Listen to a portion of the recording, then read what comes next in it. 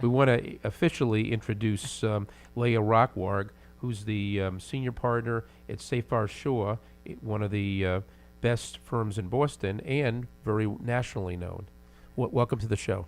Good morning. Thanks for having me, Mark. You know, I was listening to you prior to the recording, and why don't you tell our listeners first about your practice, because it sounded quite dynamic offline. Well, I appreciate that. I'll see if I can do it justice. My practice is a combination of transactional as well as litigation work.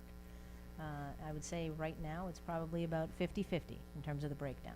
You know, it's interesting. You usually don't hear an attorney having both ends. You know, usually it's like I do litigation or I do transactional. How can you go about doing both? That's a great question, Mark.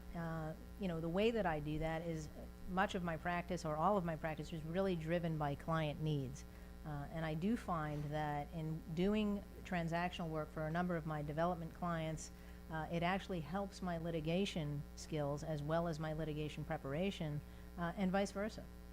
I mean, a lot of times when you bring a lawyer in at a certain part of the process, you have to re-educate them to the whole history of the deal, and they lose something in the translation. You know, Jeffrey, that's true, and there is a bit of a learning curve that, you know, you have to adjust to if you come in late in the game. And to be honest with you, in some of my representations, that actually does still happen. There are clients who do engage me at the transactional stage, at the outset of a project or project inception, even when it's in conceptual phase. And then there are other clients who come to me when they already have a problem.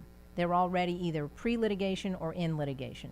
So they really kind of run the gamut in terms of the representations that I have. What I was also going to follow up, you're also, and you mentioned it briefly, but you're also very big into green construction and green development. Can you tell us a little bit about that too? Sure, and a lot of times, you know, green building has been around for many, many years. It's also become increasingly popular with a number of public and private entities.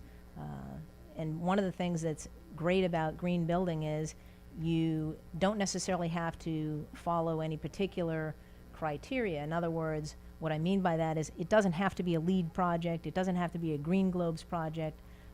There can be certain elements of sustainability included in any project that really don't either cost more or make the project more difficult. And that's Right. something of an education process for clients of all types.